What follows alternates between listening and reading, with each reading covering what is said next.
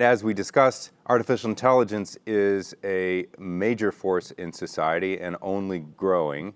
So it's good to know that there are people who are really keeping their focus on the impact of AI. And we have one of those people with us next. I'm pleased to welcome as our next guest, Joy Buolamwini, a computer scientist and a digital activist from the MIT Media Lab. She founded the Algorithmic Justice League, which is an organization looking to challenge bias in decision-making software like AI. She's featured in the documentary Coded Bias, which can be seen on Netflix, and I suggest you all check it out. We spoke earlier this summer, as Joy has been very focused on new research in the past few weeks. Joy, welcome to the Signal stage. Hi, I'm Joy Buolamwini, the founder of the Algorithmic Justice League, an Olay brand ambassador, and also a poet of code. I tell stories that make daughters of diasporas dream and sons of privilege pause. Oftentimes when I say I'm a poet of code, I get a puzzled look.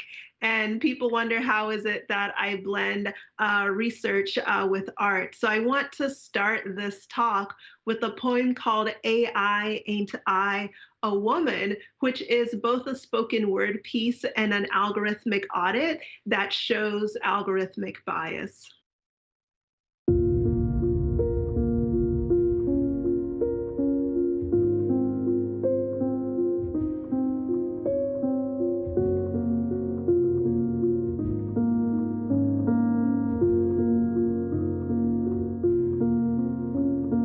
My heart smiles as I bask in their legacies, knowing their lives have altered many destinies. In her eyes, I see my mother's poise. In her face, I glimpse my auntie's grace. In this case of deja vu, a 19th century question comes into view. In a time when Sojourner Truth asked, "Ain't I a woman?"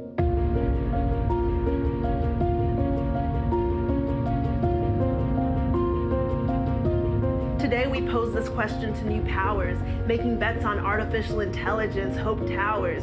The Amazonians peek through windows blocking deep blues as faces increment scars. Old burns, new urns, collecting data chronicling our past, often forgetting to deal with gender, race, and class. Again I ask, ain't I a woman? Face by face the answers seem uncertain. Young and old, proud icons are dismissed. Can machines ever see my queens as I view them? Can machines ever see our grandmothers as we knew them? Ida B. Wells, data science pioneer, hanging facts, stacking stats on the lynching of humanity, teaching truths hidden in data, each entry and omission, a person worthy of respect. Shirley Chisholm, unbought and unbossed, the first Black Congresswoman, but not the first to be misunderstood by machines well-versed in data-driven mistakes.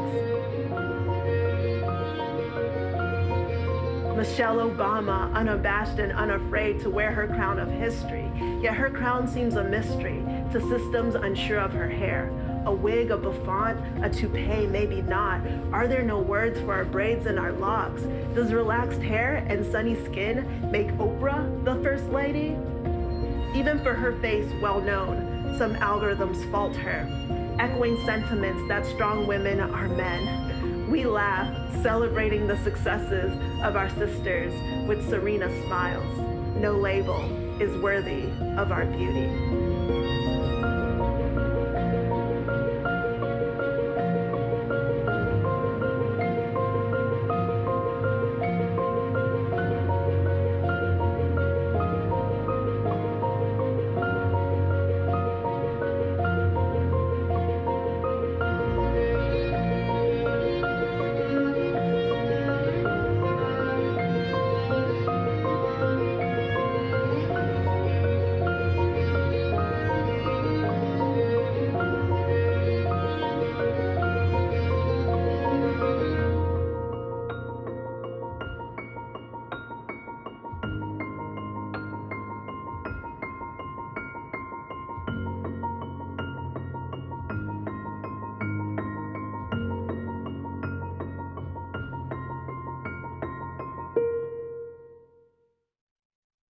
So as you see in the video that just played, AI is not all that neutral, and it reflects what I call the coded gaze. So you might have heard of the male gaze or the white gaze or the post-colonial gaze. Well, to that lexicon, I add the coded gaze, and it reflects the priorities, preferences, and at times prejudices of those who have the power and privilege to shape technology. In this clip that's rolling, you'll see that my own encounter with the coded gaze came when I literally had to put a white mask on my dark skinned face to have my face detected while working on a project as a student at MIT. So I shared this experience of coding in white masks on the TED platform, and I thought people might check my claim, so let me check myself. So I took my TED profile image, ran it through many different AI systems. Some didn't detect my face, and others misgendered me.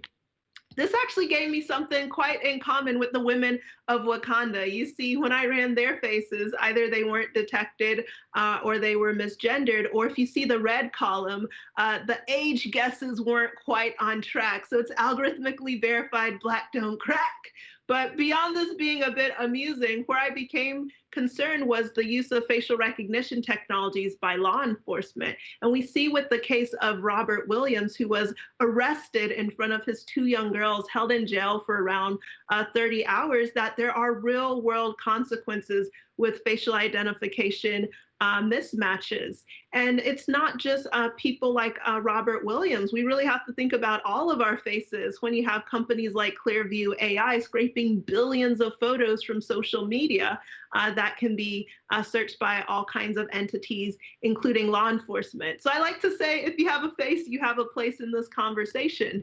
And not just because of law enforcement, but because algorithmic decision making is infiltrating so many parts of our lives. So deciding if you get hired or fired, even what kind of medical treatment you might have access to, where your kids go to school. And so because so much is at stake, this is why I started the Algorithmic Justice League, to build a movement towards more equitable and accountable AI to mitigate the risk of these technologies. For this talk, I want to focus on my own research and lessons we can learn from the face space as we think towards mitigating the risk of artificial intelligence. So before diving in deep, I want to give you a little bit of an overview of terms you might hear me using. So I'm going to be talking about different kinds of facial analysis tasks. So just think of various ways in which machines can read faces and images or videos. And there are a few fundamental questions that are being asked. The first question is there face? This falls under face detection. And the coding in a white mask, that was a face detection fail. Now you might think of what kind of face. Think of the women of Wakanda, different face attributes, right? So you might try to guess the age or gender. My own work focuses on guessing gender classification. And then we get to the big behemoth, which is known as facial recognition, technically speaking, and it comes in two flavors, right? So we have facial verification, one-to-one matching. So think about your opening up an iPhone, perhaps, and then the big one, which is one-to-many, facial identification. And so those are two forms of facial recognition, technically speaking. The work that I do and the work I'll speak to covers a range of different tasks. But regardless of the task, the question often remains the same: how accurate is a particular system at accomplishing a specific task? And what I've learned in my research is accuracy is relative, and we really have to question gold standards. So case in point, in 2014, there was much rejoicing in the computer vision field. Why? Well, Facebook, using some faces that might have been borrowed from you, created and released a paper that used some of the most advanced techniques to detect faces in images and then to actually verify these faces. And so on their particular benchmark, the gold standard at the time, they achieved 97% accuracy, which was a major leap from prior techniques.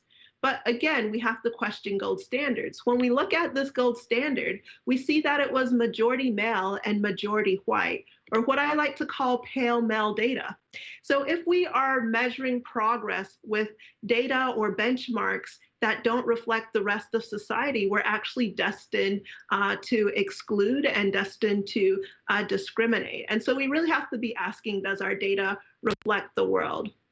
So as I learned about the need to be more inclusive, I also started looking at how I might curate more inclusive data. And this informed my MIT research called Gender Shades. And so with Gender Shades, I decided to test the accuracy of AI systems that try to guess the gender of a face. To begin, I had to create a data set that was a little less male and a little less pale, and I was able to achieve that.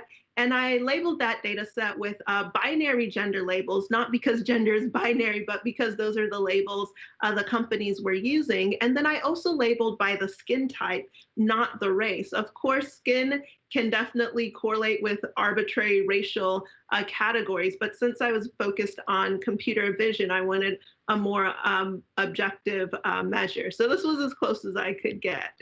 So then I could finally get to my research question: how accurate are different companies when it comes to guessing the gender of a face? So if we look at the overall accuracy, which is oftentimes where analysis stops, we see that Microsoft got an A, 94%, IBM maybe a B at around 88%, and Face++, billion-dollar tech company in China, depending on the grading curve, at a 90% A or B. Where it gets interesting is starting to do the breakdown. So when we break it down by gender, we see that male-labeled faces had higher accuracy than female-labeled faces for all of the companies evaluated. When we break it down by skin type, we see that lighter faces had higher accuracy overall than darker skinned faces. And then I took the analysis a step further, learning from Kimberly Crenshaw's foundational work on the importance of moving beyond single axis analyses so we can get a fuller picture of how different technologies or different policies impact different groups of people. And so what do we see here with the intersectional analysis? Well, perfection is possible, 100% for the pale males, not so much for everybody else. And we see that the worst case here are darker females.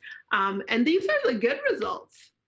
Moving on to China with Face++, in this case, we see that darker male faces had the higher performance just slightly. And it's also important to point out that we have to look at each system individually and not assume the trends are the same. But what does remain the same is worse performance here for darker females. And then we move to IBM. Pale males take the lead again, darker females last place, a little switcheroo with darker males and lighter females. So I decided to share these results with the companies, and I got a range of responses from no response to Microsoft and IBM coming back to us. I want to focus on IBM for time. And what we saw with IBM is that when I presented the paper, they actually released a new system that internally they reported had much better accuracy. We did an external evaluation and we had different results, but the overall trend was an improvement. And I point this out to say that, yes, we want to do internal evaluation, but external evaluation can also give us important insights as well. So what are some key lessons to take away from this study that might inform some of the work you do? One, intersectionality matters, right? Aggregate statistics can mask important information. No one subgroup. I should certainly not be representing all of humanity. Another major lesson is change is a matter of priority. The laws of physics did not change between when I sent IBM the first results and when they released the new systems. What did change was making these issues more of a priority. And we also saw that companies can choose not to proceed with specific technologies. And 3 of the companies that we audited actually stepped away from selling facial recognition to the police in varying degrees. So I do want to end this by leaving you with some inclusion imperatives that draw on what we've learned from our work with facial analysis technologies, and in particular, the Gender Shade series of work.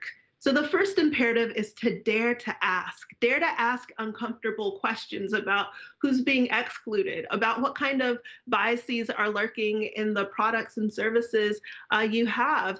And also ask if these systems are being evaluated for harms. The other thing is to dare to ask intersectional questions, right? With overrepresentation, you might be masking important problems, and you could also be overshadowing really key insights that can give you an edge to actually know your data and to know your customers. And then finally, we want to dare to listen to silenced voices. And we also want to understand why people aren't being heard. For AJL, one of the ways we dare to listen is we have bias in the wild reports that are submitted to us. One I'd like to share with you is AJL bias in the wild report, where it goes, a friend of mine working at some large tech company, won't be named, had issues being recognized with their facial recognition system for their teleconference solution.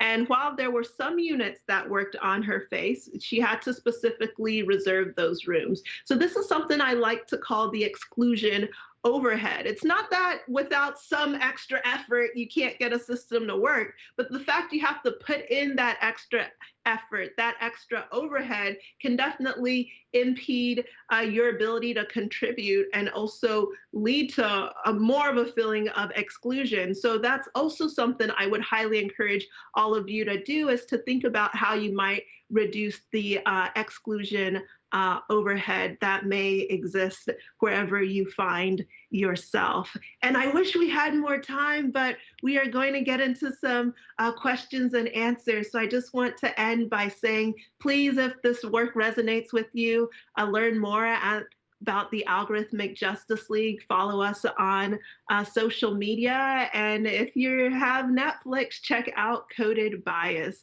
Thank you for your time. Thank you so much. Do you have time for a question or two? Absolutely. Awesome. You've made so much progress, and you even got the biggest platforms involved in this sort of AI-driven facial recognition to respond to your research and improve their results. Do you have, do you hold out hope that this problem can be solved, entirely, or at least at parity? And if so, what are the steps that need to be taken to get there? Got it. Well, I think it really depends on what we view as the problem, because if we think solving for problems around algorithmic bias or algorithmic risk just are focused on accuracy, we miss the point, because how these systems are used is just as important as how well they work, right? So when we look at the companies stepping away from selling facial recognition technologies, even if you had accurate systems, right, here now you can create a world with mass surveillance, right? You can think of drones with guns with facial recognition. The question isn't just how accurate is it, it's should we have it in the first place, the normative questions. And so really we do have to be thinking about what questions we're addressing and why. As far as can we fix issues of algorithmic bias, I try to think of bias mitigation as opposed to bias elimination. We're humans. As long as humans are involved, there will be problems. So I've been thinking about an approach more like algorithmic hygiene, right? You wouldn't just floss once, shower once, maybe in 2020, but 2021 and beyond, right? You want something a bit more continuous. So is there affirmative consent? Do people have a voice and a choice in using these systems, particularly in more of the private sector deployments? Is there meaningful transparency so we actually have a good understanding of the limitations and the capabilities? And what we were seeing with some of the benchmarks, right, they gave us a false sense of progress. So we didn't actually truly have a good understanding of those limitations. And then we need continuous oversight, right? So if it's out there and systems fail, right, you want to know that that is going on instead of having the Algorithmic Justice League descend upon you, right, in some way. So I would think about what does it look like to have affirmative consent, what does it look like to have meaningful transparency, and what does it look like to have continuous oversight, so we are looking at processes and not thinking just end products. One of the pillars, if you will, of the conference is government and policy, and we're exploring the intersection of that with business. It's clear that has become a pretty high priority issue for a lot of businesses to understand where policy might be going, because increasingly it's intersecting with business realities. Do you think there is a policy remedy here at a federal level? We've already seen some policy steps being taken by cities, municipalities around the issue of facial recognition. Do you have ideas for what policies might make sense from a larger government point of view? Yes, well, I actually had the opportunity to present some of my research at a few congressional hearings and give very specific recommendations there. I'm also encouraged to see the Facial Recognition and Remote Biometric Moratorium Act of 2020, because I think it takes a very important precautionary approach, right? Which is to say, we've already seen the ways in which these systems fail. We've already seen the real world harms. Let's put a moratorium for now, right, on high risk uses as we sort through what could be appropriate and what's off bounds. Because right now we're not clear on the red lines, nor do we have guidelines. And it's too risky. There's too much at stake to be operating in that kind of environment. I've also done a much deeper dive into what we can learn from the FDA when it comes to thinking about governance of some of these highly complex systems. But we need to understand the various risk levels. And we also definitely want a situation where you verify before you deploy. There we go. Absolutely. And finally, short question here, but I've seen the film. I highly recommend it. What is the best way for our audience to go check out Coded Bias? Yes, well, if you have Netflix, log in, search Coded Bias, it should come out there. Or if you want to host a screening, you can go to Women Make Movies or codedbias.com. We'll have that information, do a watch party. You can always visit the Algorithmic Justice League, ajl.org as well. We have our own little breakdown of the Coded Bias film. Well, thank you, Joy, so much for joining us at Signal. That was really enlightening, and we appreciate your work. Absolutely. And I would be remiss if I didn't point out that I'm also an ambassador for Olay, and I've truly appreciated that opportunity, because part of thinking through how we address these problems is thinking about who is able to address them. And part of the goals of actually closing the STEM gap, getting more women at the table, getting more women of color, more people of color, is so crucial to these issues. So I'm really excited to continue that partnership. And we have something really big related to algorithmic bias and inclusive and just AI coming out in the fall. So please stay tuned. We very much look forward to that. Again, thanks so much for being with us, Joy. Absolutely.